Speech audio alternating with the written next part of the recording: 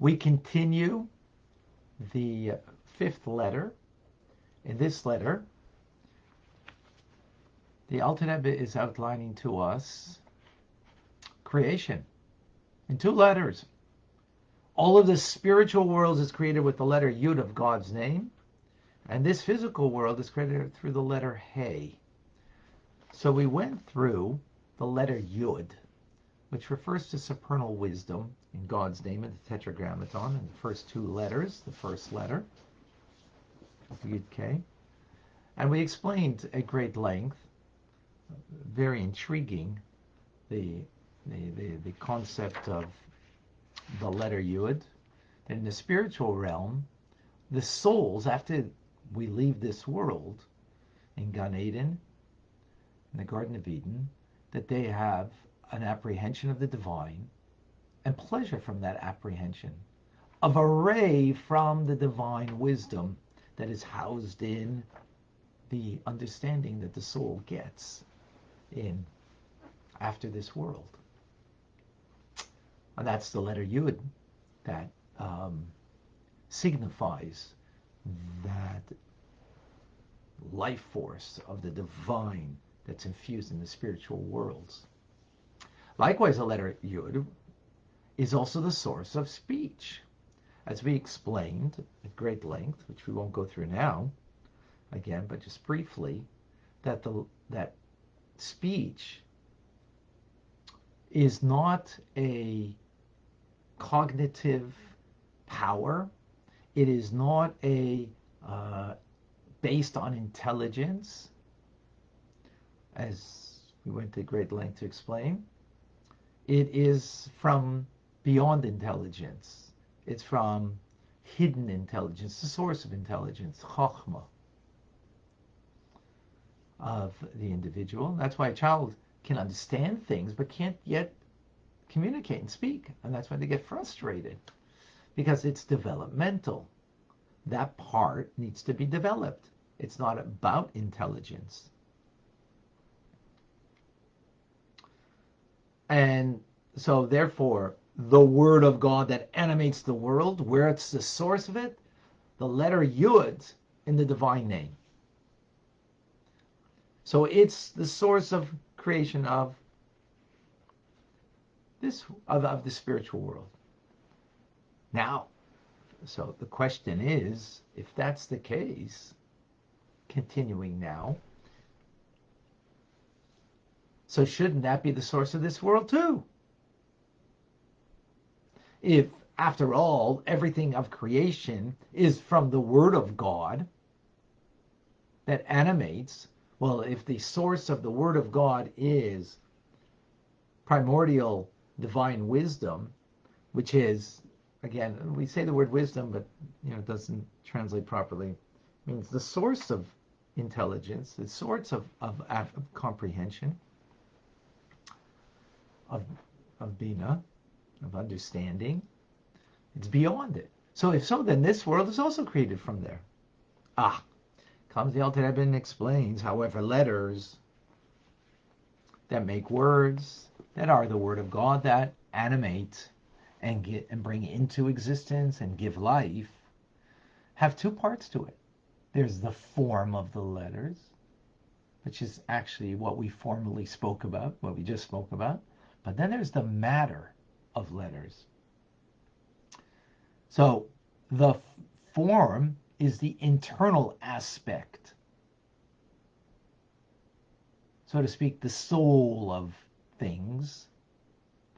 And the external aspect, the body, so to speak, is matter of speech. So although the source of primordial stage of intellect is for the soul of speech, which is the formation of letters, which is the differentiation in pronunciation of the 22 letters, that's where that comes from. But when it comes to the matter of the body of speech, which is the external aspect of speech, that is issued from the breath. That comes from the heart. That the heart pumps, and gives us the breath. So we have in speech form and matter, the internal aspect and the external. The form of various speech, as the 22 letters have 5 organs that create those distinctive letters. So what are the 5 organs, as we've mentioned many times? Mouth. So for example, letter P, you use your lips for, right? Or Mem, base. Those are primarily the lips that create those letters, form those letters rather. You have your teeth, shin. Shin is more the teeth than anything. Lamed is more the tongue. The palate is more the yud chaf is more of a palate. Gimel, palate. And then you have the larynx, which is the guttural sound, like ches or ayin. So those are the 5 organs: mouth, teeth, tongue, palate, and larynx. That's what forms the different manners that we say the letters, and therefore have distinction in the various letters. But when it comes to the breath itself, right, the breath is uttered by the letter Hey. When you have the letter Hey in a word, there is no, there's basically no organ that's involved in making that letter. I mean, primarily, it's basically breath. The letter Hey lacks the form, and is more about the matter. So that's the metaphor for us to understand that the source of matter and the body of speech of the letters, before they come even into division into 22 different kind of organs that form the speech, we have the breath. And that's why they say that this world is created with the letter Hey, our sages, right? The letter Hey, because again, Hey is breath when you pronounce it in a word. And this world is relative to the spiritual world, this physical world, is like the body versus the soul. It is external versus internal. Right? Now, you may ask the question, well, this Hey, though, is the first letter in God's name that is really actually Bina, understanding. It's understanding. And when we speak about the breath, it's seemingly the final Hey.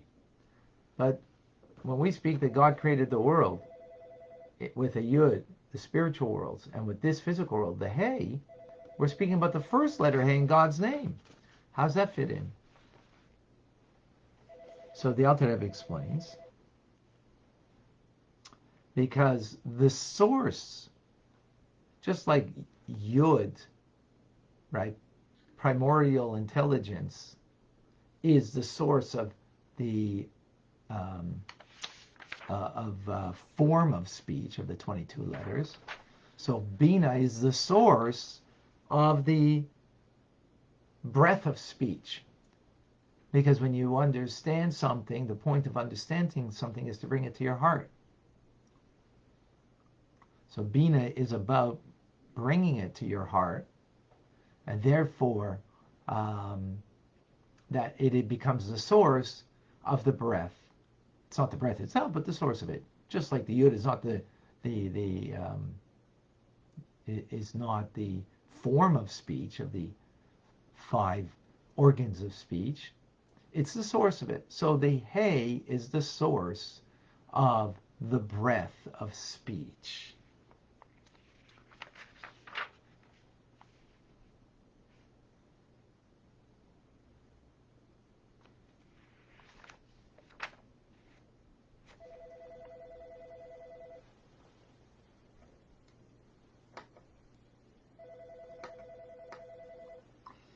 Um,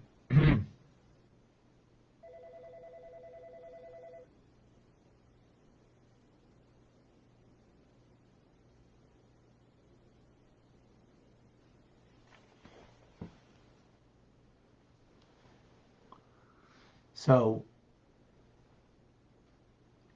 whereas, so that and what do we have in the letter Hey? In creation, it's creating a physical world that has space to it, just as the Hey is extending the Yud, right? Meaning it's creating a space. The letter Yud, as we said, um, can be what's the word I'm looking for? Excuse me a second. The letter Yud can be like a dot. Here, this is the extension of it. So it's the extension of creating space, matter, right? That's matter. That's the physicality of this world. And as God, as God reigns in time and space within this world.